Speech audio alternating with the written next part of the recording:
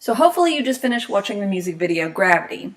What did you notice about that music video? What stood out the most to you? Hopefully you noticed that it was all shot in one take, meaning they never turned the camera off, repositioned, and shot a different scene. It was all shot in one fluid motion. Now, I want you to rewatch it and think about what kind of roles that the lighting played and the movement played in telling that story. Also, I want you to think about the impact that one continuous shot can have on such a complex choreography and movement and lighting. I also want you to really think about what kind of planning might have had to go into this music video that would be different from planning a normal music video that you did last semester or in your intro to video class. Doing one-shot filmmaking is much different, and the planning has to be very tedious. So let's start going over one-shot filmmaking. What is one shot? It's a complete story told in one continuous shot. There are no edits.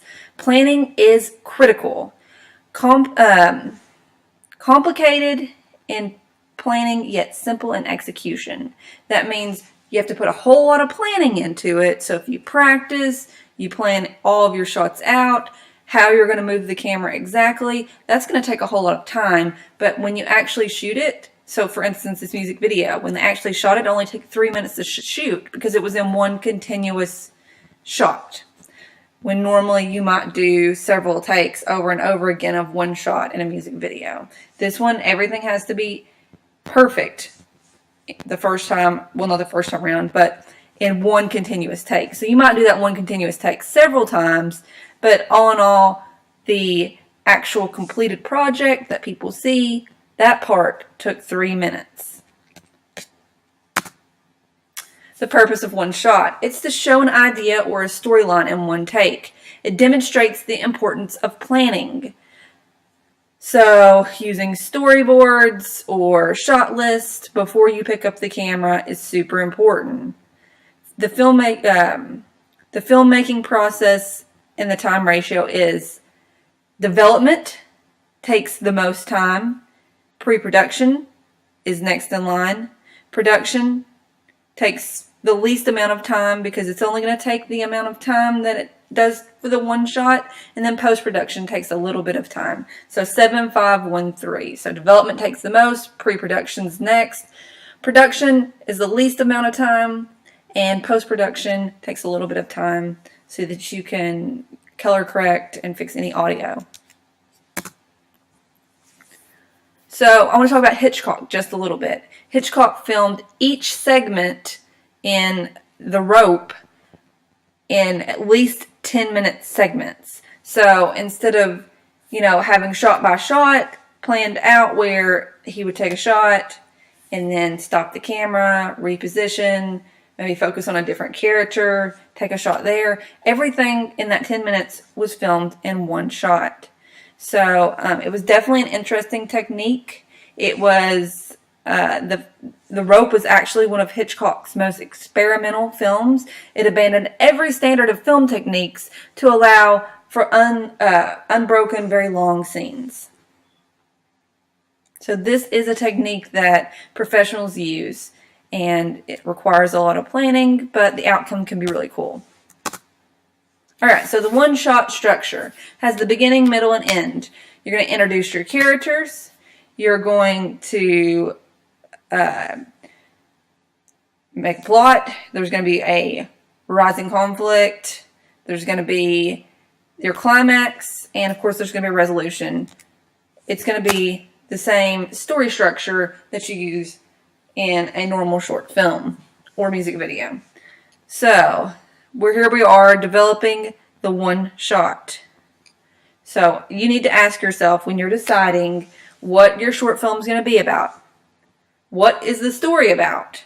Who are the characters? What do they need or want? And what obstacles are in the way, and how do they overcome them? Remember, when making a short film, usually you need a small problem, and every short film needs a problem. If you make it small, it's going to be a whole lot easier to solve and more believable in that amount of time. You're going to need to storyboard or shot list. Definitely shot list because that's going to be part of your assignment. Storyboarding is always great as well. And then rehearsal's going to be a huge deal. You're going to have to work on the schematics. So you're going to plan in detail where your camera person is going to step and how they're going to keep that smooth. And you're going to not only rehearse with your talent, you're going to rehearse with your camera person. And rehearsal is going to be really, really important. You're going to want to do that several times before you even attempt to shoot. Polishing the one-shot short. So you're going to review your film. After you've finally shot it, review it. You're going to identify any kind of missing elements or mistakes that you've made. You're going to reshoot it. So you're going to fix all of your little mistakes.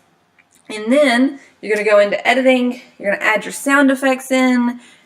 Any kind of audio issues, fix those. Any kind of lighting issues or any kind of special effects go in there. And you're going to, of course, tighten up some shots. You might need to edit some things.